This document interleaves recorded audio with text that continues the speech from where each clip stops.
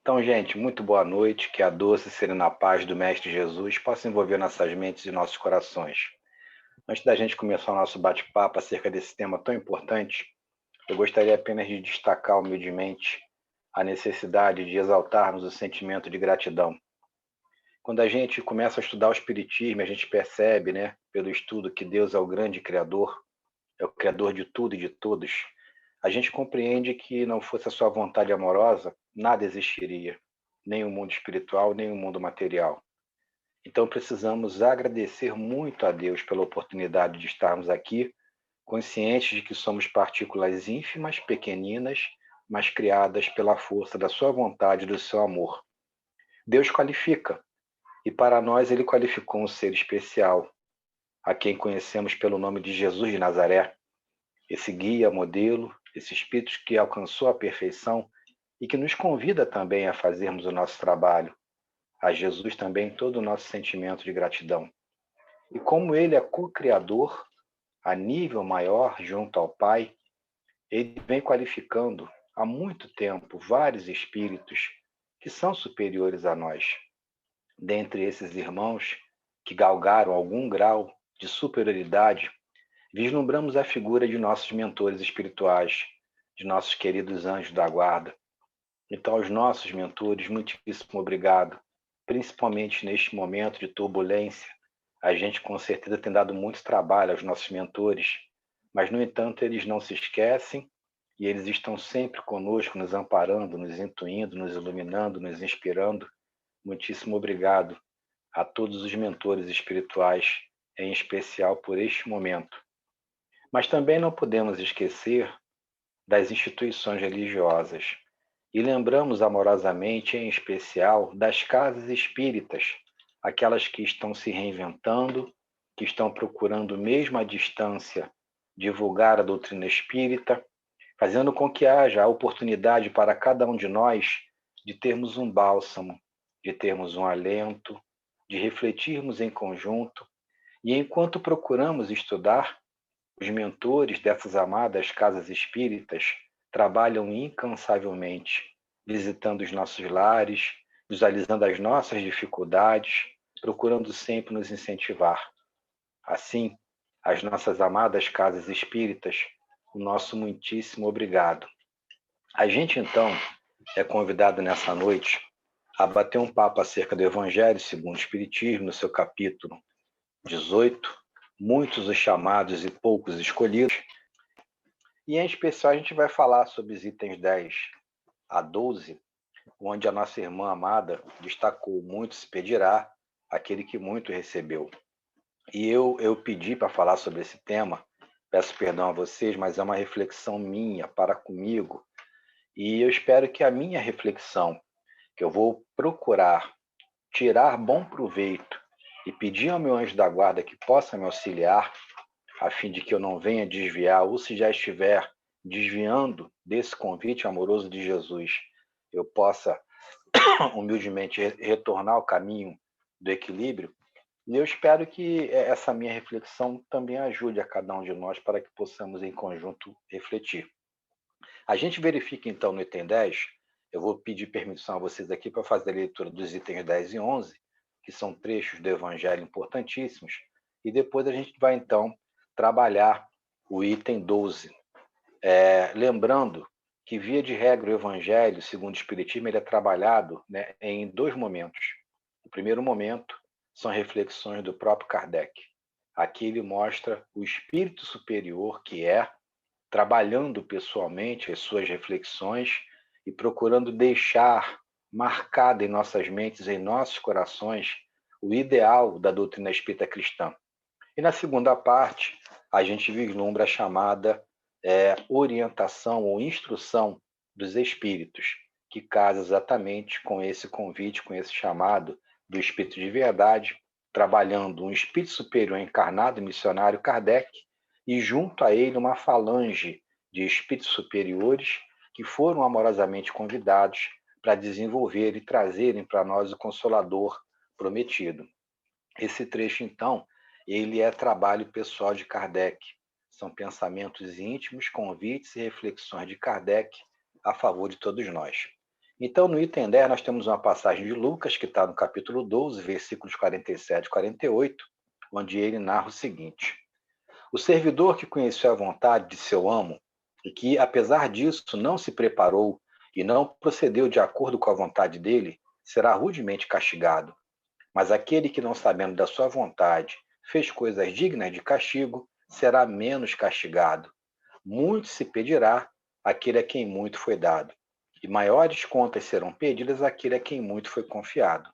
E depois temos a passagem, que aí está em João, capítulo 9, versículo 39 a 41, que Kardec destacou para a gente, onde ele narra o seguinte, sempre palavras de Jesus. Vim a este mundo, disse Jesus, para exercer um juízo, a fim de que aqueles que não veem vejam, e os que veem se tornem cegos. Alguns dos fariseus que estavam com ele ouviram e disseram, porventura nós também somos cegos?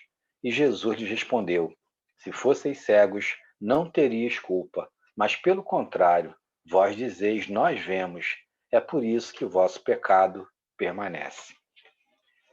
Passagens um tanto quanto amorosas, mas duras, porque Jesus ele trabalhava com muito amor, mas ele era a verdade. E a verdade dissipa trevas, e a verdade trabalha para esclarecer, mesmo que a verdade venha, muitas vezes, a doer, quando percebemos que efetivamente ela traz à mostra alguma dificuldade que ainda trazemos conosco. E Kardec, então, ele vai colocar para a gente, primeiro ponto, a gente precisa entender que essa verdade está contida nas palavras e nas máximas, nos preceitos do Cristo, como eles colocam aqui. Esses preceitos, eles são levados a nós por intermédio do Novo Testamento, segunda parte da Bíblia, e é trabalhado então nos 4 evangelhos, nas epístolas de Paulo, de João, até chegarmos ao Apocalipse, fazendo uma síntese básica desses ensinamentos primorosos e amorosos, mas em especial, o que Jesus efetivamente deixou estão lá nos 4 evangelhos. E Kardec vem procurando trazer para a gente essa visão. Primeiro ponto, existe um respeito enorme à liberdade de crença. E assim não poderíamos impor, apesar disso, há séculos atrás, ter sido feito, a gente não pode impor a mensagem do Cristo, quando lembrando, né, e visualizando que tantos outros irmãos percorrem sendas evolutivas diferentes e que merecem o nosso respeito, porque a espiritualidade superior nos alerta, dizendo que a melhor religião é aquela que mais homens de bem faz. Então, muitos, apesar de praticarem o bem, ainda não conhecem a mensagem de Jesus. E Kardec vem perguntar, para aqueles que a conhecem, que não são todos, será que todos efetivamente, dentro desse campo de conhecimento, eles conseguem vislumbrar o conhecimento de Jesus? Kardec faz aqui uma tríplice base para trazer para a gente, então, essa visão amorosa dele. Primeiro, tem aqueles que amam Jesus, mas que não leem, que não estudam, que não se aprofundam, que se apaixonam, acham bonito, mas que efetivamente, já até ouvi isso, não gostam de ler. E a gente respeita. É um ponto de vista de um irmão ou de uma irmã de caminhada, né, em determinado ponto de seu processo evolutivo, que precisa ser respeitado. Mas a gente se lembra de Jesus, a gente se lembra das suas afirmações: conhecereis a verdade e a verdade vos libertará. Então, o convite de Kardec, em primeiro ponto, é para que a gente leia. Segundo ponto que Kardec traz àqueles que leem, dentro desse processo, mais do que ler, o convite de Kardec é para que a gente compreenda. Então, o convite que Kardec traz inicialmente, para que a gente possa aumentar o nosso processo de conhecimento da Boa Nova, dos ensinamentos deixados pessoalmente por Cristo, em especial aqueles ensinamentos aqui contidos no Evangelho, porque são os ensinamentos de cunho moral que Kardec deixou com muito amor e carinho. Ele trabalhou incansavelmente, fez uma triagem, não adentrou em qualquer tipo de polêmica. Quando foi que Jesus nasceu? Qual foi o mês? Maria era virgem ou não? Nada disso interessou a Kardec. Kardec buscou os ensinamentos de ordem moral. Kardec buscou aquilo que efetivamente ele visualizou como um compromisso assumido pelo Cristo de convidar-nos à nossa renovação íntima. E diante disso, então, mais do que ler, Kardec nos convida a compreender. Então, a chave para iniciar esse processo, segundo Kardec, ler e compreender. Porque, segundo ele, alguns não gostam de ler, outros leem, mas não compreendem. E outros, então, efetivamente conseguem ler e compreender. Eu fui buscar no dicionário, peguei aqui no Mini Aurélio, o significado de compreensão. E o Aurélio diz o seguinte para a gente. Deixa eu só me achar aqui. Compreender, conter em si, abranger. Pode ser interpretado também como alcançar com a inteligência, perceber, entender, como compreender uma lição. Compreender também significa perceber as intenções ou sentido, a atitude, aceitando como é alguém. Compreender um filho, pode ser perceber ou ouvir, está incluído ou contido. Então, o significado de compreensão ele é muito amplo. Mas para nós aqui, o mais importante, para mim pelo menos, e comum, distribuo com vocês para que a gente possa fazer esse trabalho em conjunto, vem do item 2 para frente do dicionário Aurélio. Alcançar com a inteligência, perceber, entender, compreender uma lição ou perceber as intenções ou o sentido de alguém ou de algo. Entender um ser humano. Então, o convite de Kardec para a leitura e para a compreensão significa mais do que ler, significa parar para refletir. O que o Cristo quis afirmar com isso? E é exatamente isso que Kardec coloca para a gente quando ele expõe aqui os seus pensamentos íntimos acerca dessas passagens. E isso traz um cunho de emoção para a gente, mas ao mesmo tempo traz um cunho de grande responsabilidade. Kardec afirma para nós, palavras dele, se a gente ler e não compreender, as palavras ficarão perdidas. É como se você tivesse a oportunidade de, alfabetizado, ler rapidamente algo, achar muito bonito, mas não parar para refletir, não parar para se aprofundar, não parar para entender. E muitos de nós, né, até bem pouco tempo, poderíamos exclamar que a gente era convidado muitas vezes a decorar. No nosso antigo sistema de processo de validação no campo do conhecimento, antigo vestibular, né, quem está de cabelo branco como eu aí, pegou o vestibular, agora é o Enem, mas no vestibular antigamente buscava-se muito, né, nos concursos públicos em geral, a visualização de que era necessário decorar. E o candidato ficava doido, lendo, tentando decorar, e muitas vezes ele decorava, mas ele não compreendia as lições e as questões que eram propostas. Assim, buscando esse primeiro entendimento de que Kardec nos convida a mais do que a leitura dos ensinamentos crísticos deixados por Jesus, ele nos convida, humildemente, à compreensão. Se eu leio e compreendo, eu gravo no meu perispírito este conhecimento. E se eu gravo no meu perispírito este conhecimento, ele vai comigo para qualquer lugar. Digo para qualquer lugar, gente, não apenas sob o ponto de vista físico material, mas sob o ponto de vista principalmente espiritual. Não importa onde eu vou reencarnar, não importa se eu vou reencarnar em outro país, ou até mesmo se eu não tiver mais autorização para reencarnar aqui neste planeta, diante deste processo de transição pelo qual nós passamos. E, de repente, eu não serei mais aceito por uma questão de peso perispirítico e o meu mentor vai me convidar para reencarnar num outro local, para continuar a minha caminhada. Mas, independente disso, mesmo diante de grandes equívocos, se eu conseguir ler e compreender, esse conhecimento vai comigo. São os tesouros imperecíveis que Jesus colocou que a traça não conseguiria corroer, que o bandido não conseguiria roubar. São os tesouros da intelectualidade e da moralidade. E aí o plano espiritual, né, carinhosamente afirma para a gente, olha, toma cuidado, porque vocês estão muito intelectualizados. Vocês adquiriram um grande conhecimento no campo da ciência, no campo da cultura, mas é necessário aplicar agora esses conhecimentos no caminho do bem. É necessário discernir o certo do errado e fazer boas escolhas. É necessário também que devagarzinho a gente consiga alcançar um degrauzinho a mais no campo da moralização.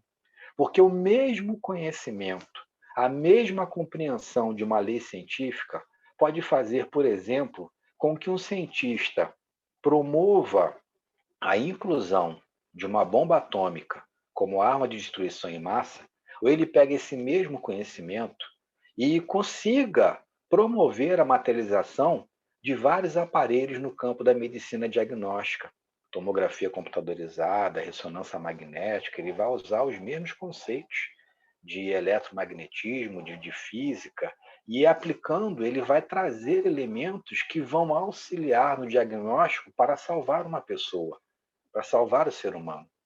Então, o que nós vamos fazer com esse conhecimento é livre-arbítrio, é direito sagrado de escolha. Essa liberdade é nossa.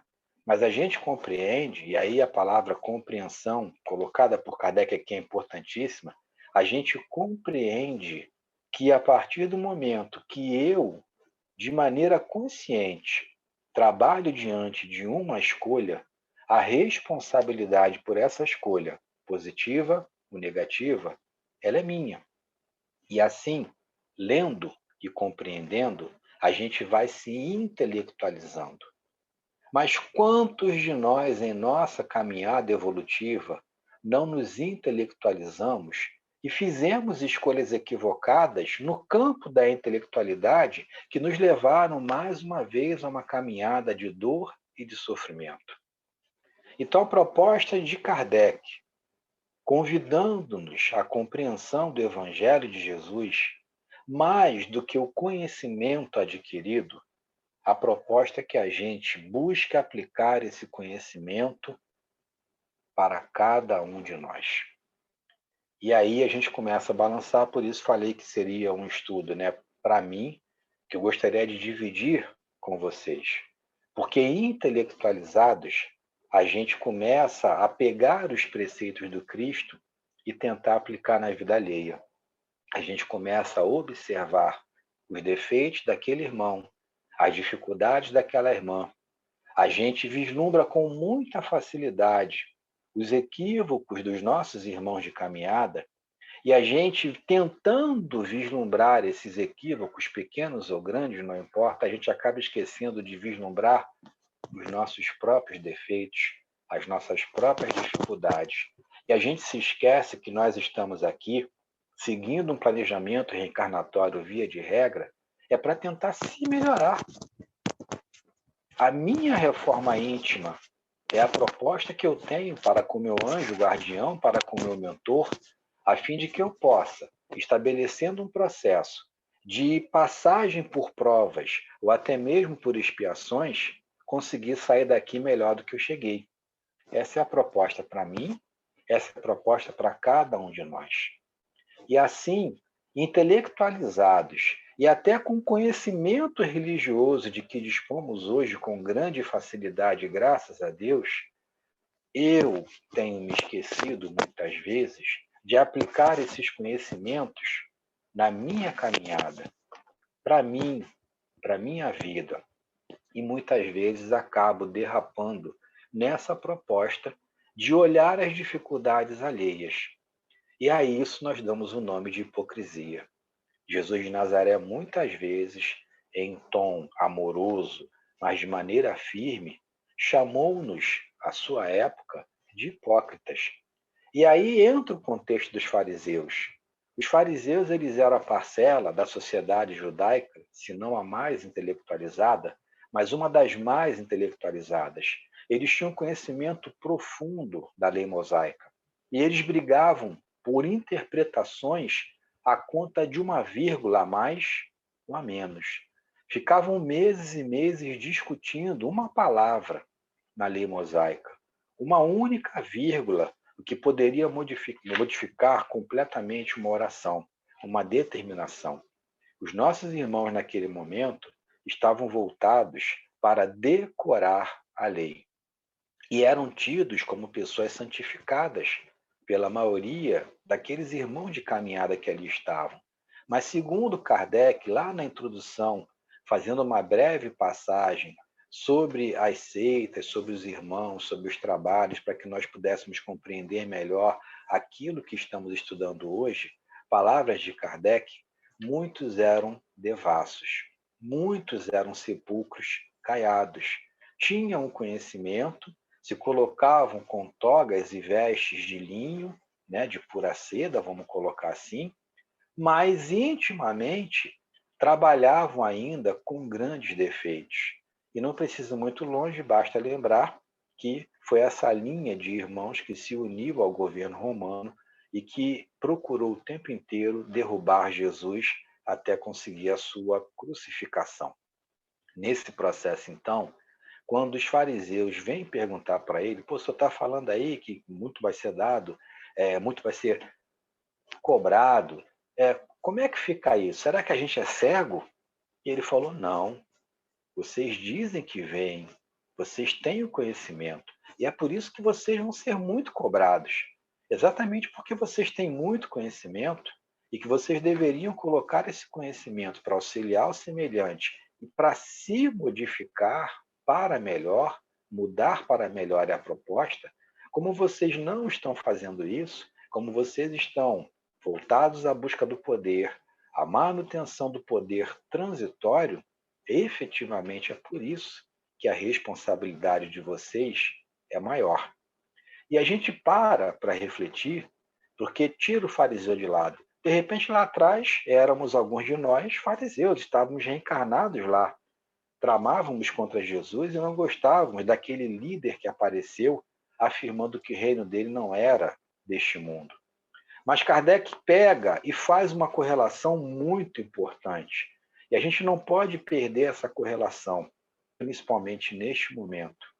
Se os fariseus eram as pessoas que tinham a maior parcela de conhecimento e não aplicavam esse conhecimento para auxiliar o nosso irmão de caminhada e para se auxiliarem, nós, hoje espíritas, podemos estar no mesmo patamar, com todo respeito às demais religiões, mas a doutrina cristã espírita, trazida por esses espíritos superiores, o Consolador prometido, e tão trabalhado com o suor do rosto por Allan Kardec enquanto esteve encarnado aqui, é um tesouro que a gente precisa trabalhar com muito amor e com muito carinho, mas também com muita responsabilidade.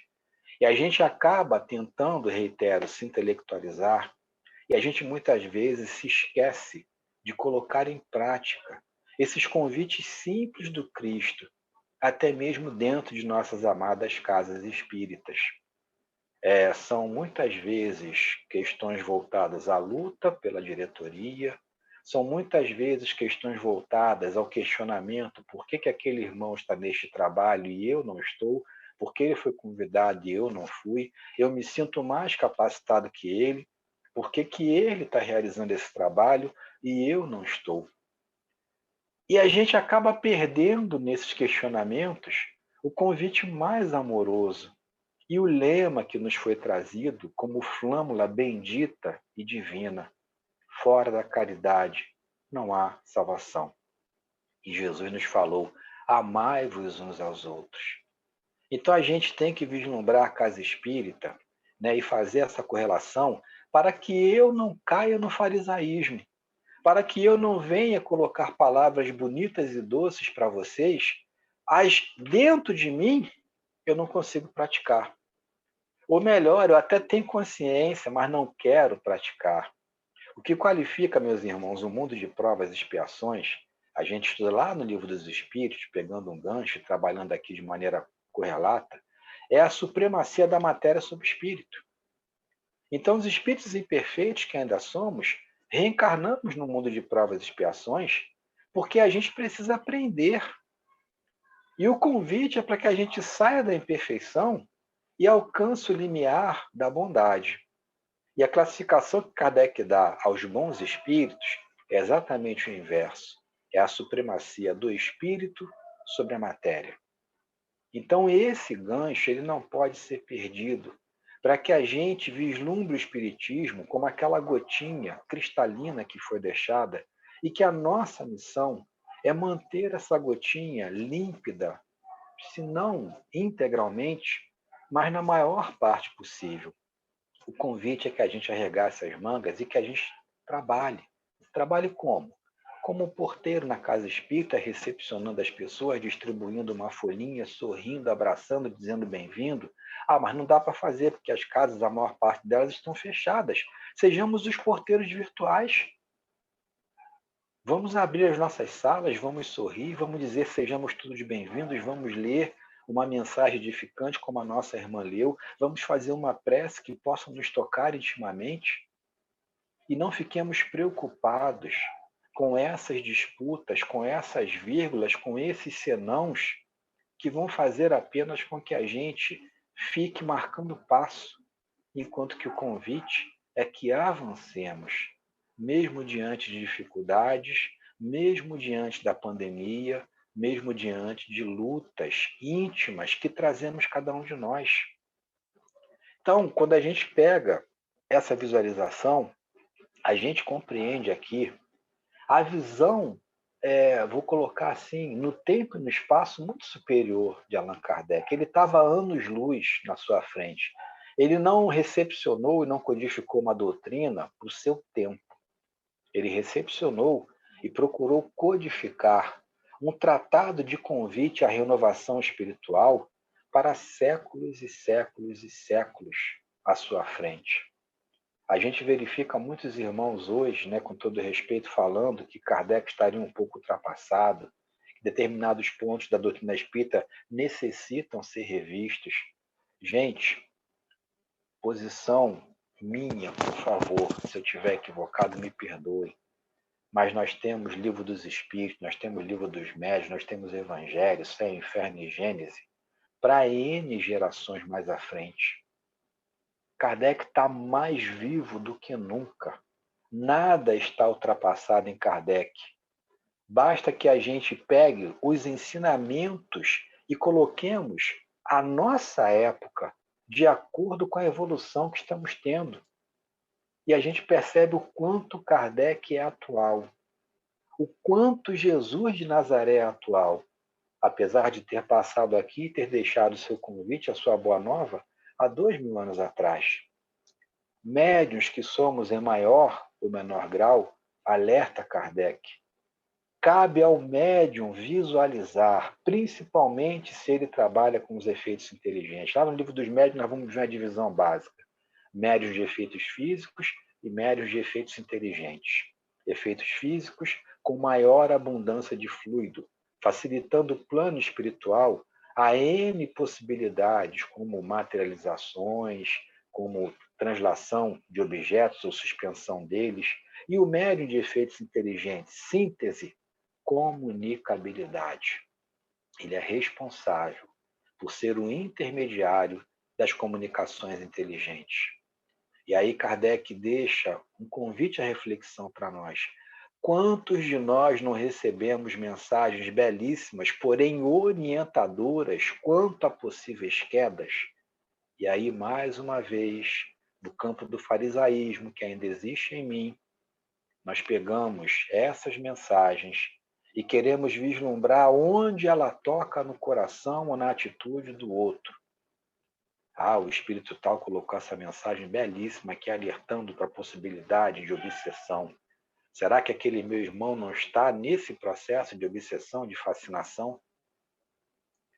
E aí eu me esqueço de falar, Senhor, tende misericórdia. Acabo de receber essa mensagem tão digna e tão bela. Eu acabei de abrir a página desse livro aqui, que traz para mim um convite à visualização sobre o processo da obsessão, desde a obsessão simples até a subjugação. Será que eu não estou num processo de obsessão? Será que eu não estou sintonizando neste momento de pandemia com espíritos impuros?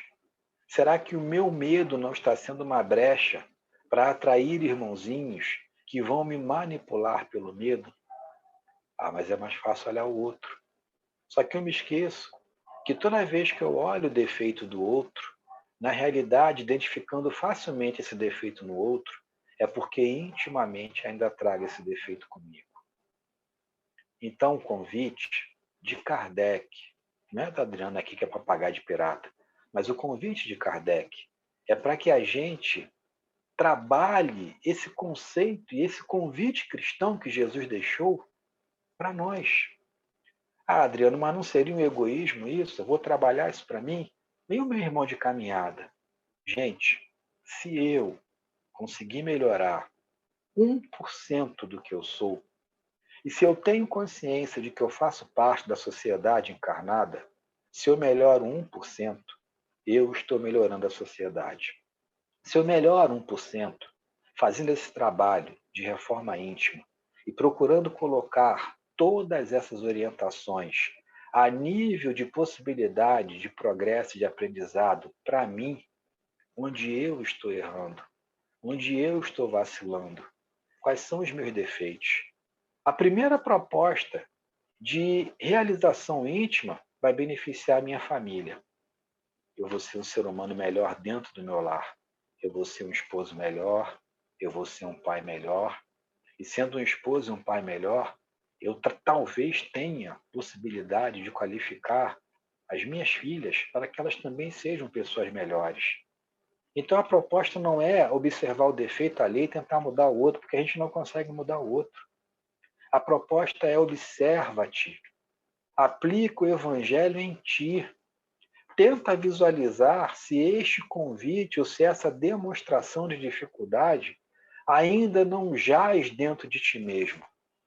E se eu consigo observar essa dificuldade em mim, aí eu vou trabalhando amorosamente, sem complexo de culpa, não ficando preso aos atavismos e tentando gradativamente me libertar, mas consciente de que eu tenho essa dificuldade. Assim, quanto mais a gente conhece a verdade, mais nós somos culpados, palavras de Kardec, se a gente não pratica essa verdade, se a gente não busca se melhorar. Melhorar-me.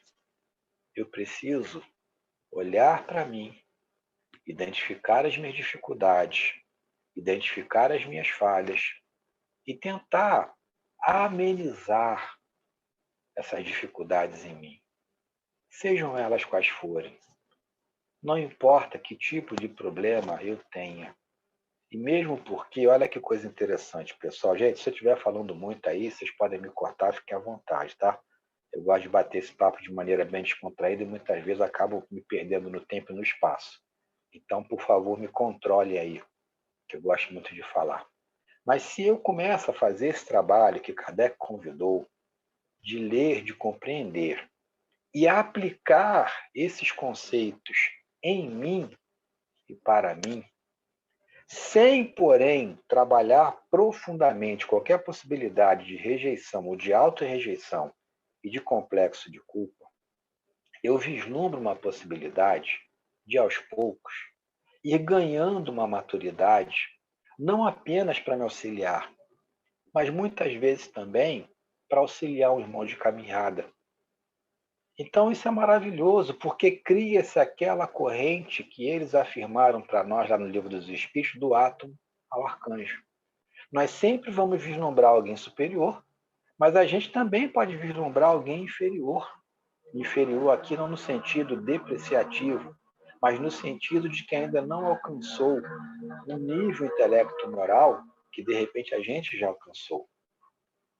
Se eu sou ajudado por um lado, eu começo a me qualificar quando eu compreendo que eu preciso melhorar, que eu preciso aplicar esse evangelho de Jesus em mim, eu começo também a ter possibilidade de auxiliar alguém, de ouvir, de ser caridoso, de ser generoso. É o que eles estão pedindo aqui nessa mensagem. Absorveu, leu, compreendeu, começa a praticar. Se você não pratica, a responsabilidade será diretamente proporcional.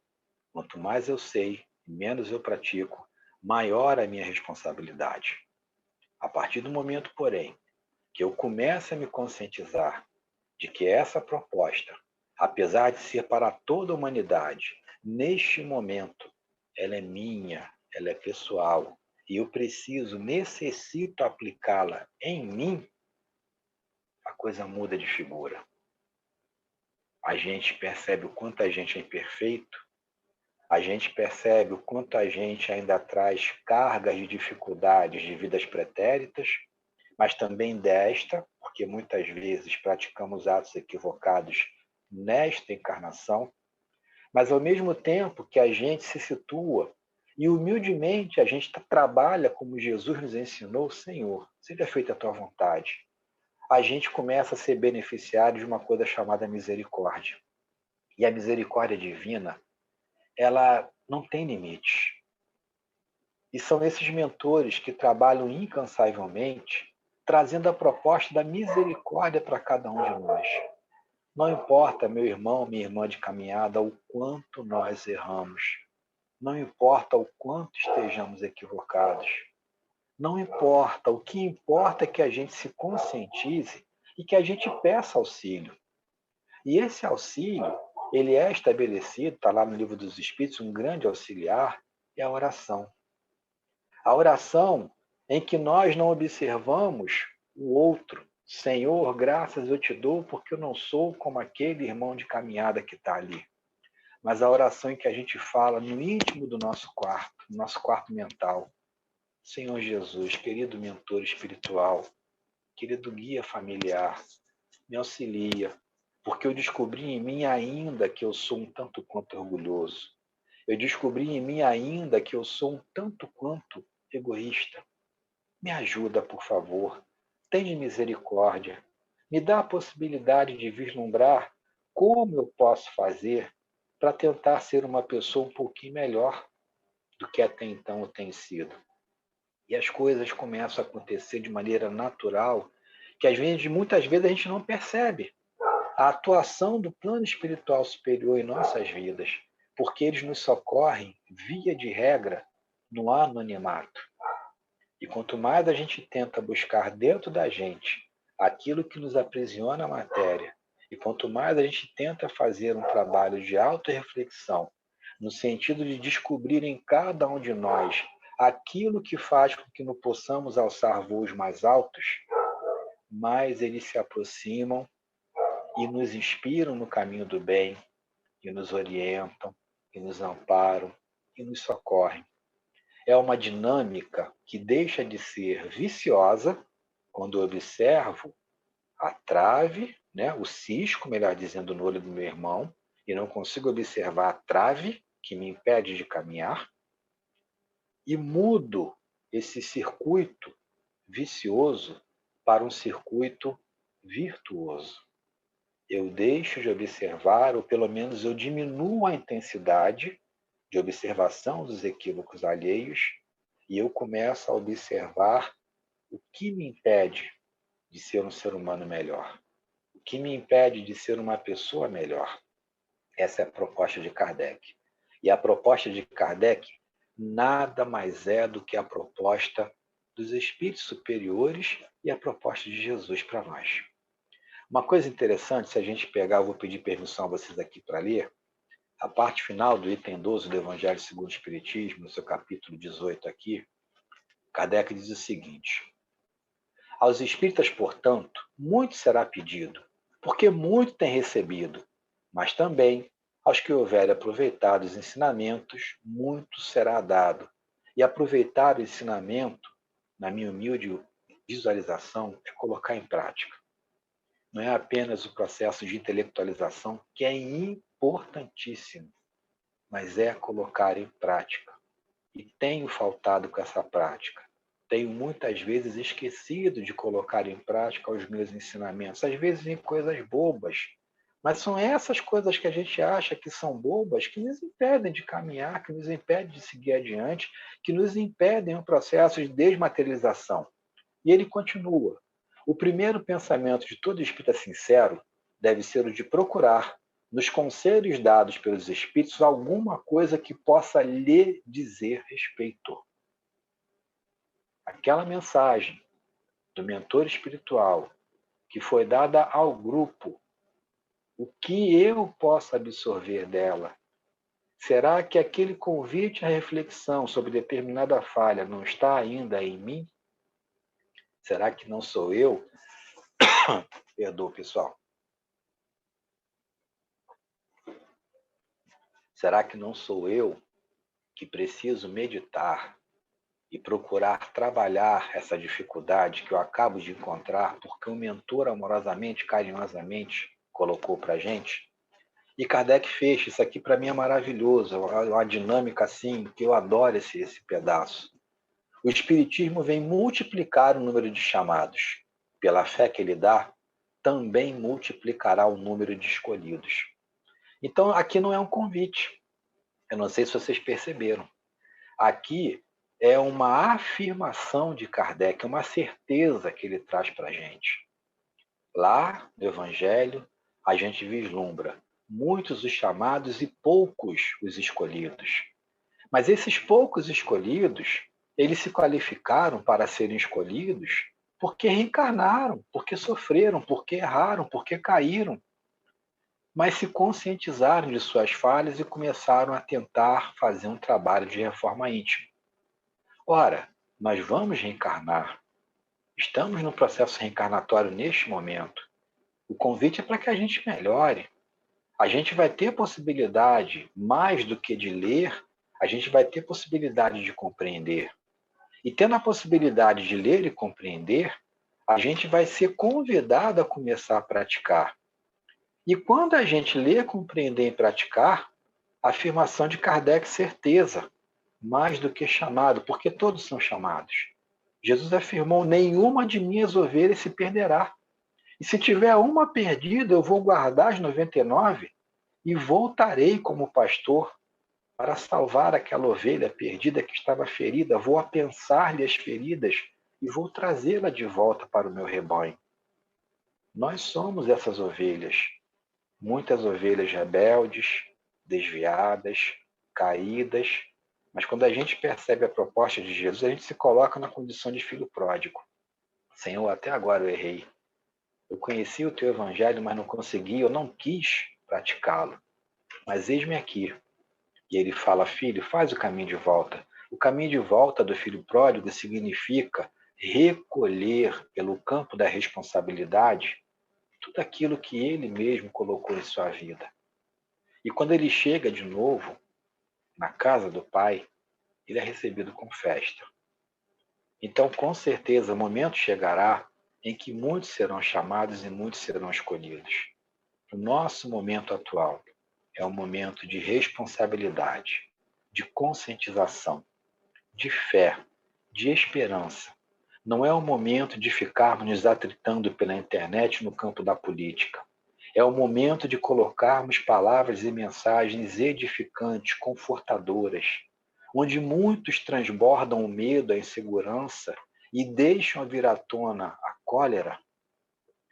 Cabe a nós, espíritas cristãos, desenvolvermos o papel de transmissores da mensagem edificante que acalenta, que socorre, que alivia, que balsamiza, deixando assim, na marca da esperança, um convite para que acreditemos com certeza que dias melhores virão.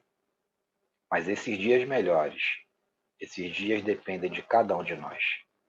Então agradeço muito a Casa Espírita, agradeço muito esse convite de vocês, agradeço muito a possibilidade de estar batendo esse papo com vocês. E roga Jesus de Nazaré que continue abençoando essa casa amada e querida, a cada um dos seus diretores, a cada um dos seus trabalhadores, voluntários, a cada uma de suas assistidas e assistidos. Porque, na realidade, todos nós somos assistidos de Jesus. Todos nós necessitamos do seu amparo, do seu amor, do seu carinho e da sua misericórdia. Então, fica o meu sentimento de gratidão por a gente ter podido bater esse papo. Fica esse convite para mim de tentar rever os meus pensamentos. Quando eu falo assim, pessoal, às vezes, é uma indiferença com o vizinho. São coisas bobas no nosso cotidiano que a gente não para analisar, que a gente estuda, estuda, estuda, e na hora de praticar, por conta às vezes de uma bobeira, de uma dificuldade, a gente acaba criando um pensamento que vai gerar um sentimento de desequilíbrio tão grande. Então que a gente comece a trabalhar essas coisinhas pequenas, que eu comece a vislumbrar entre aquilo que Jesus nos deixou e aquilo que eu estou praticando nesse momento, se efetivamente eu estou conseguindo trilhar o caminho da porta estreita, ou se eu continuo ainda buscando a porta larga, da violência, da indiferença, da vaidade, e que essas mensagens edificantes sirvam para nós, e não para que nós as apliquemos nos nossos irmãos de caminhada, porque cada um de nós tem um tempo diferente. E este é o nosso tempo, este é o meu tempo. O tempo do outro virá quando ele se permitir.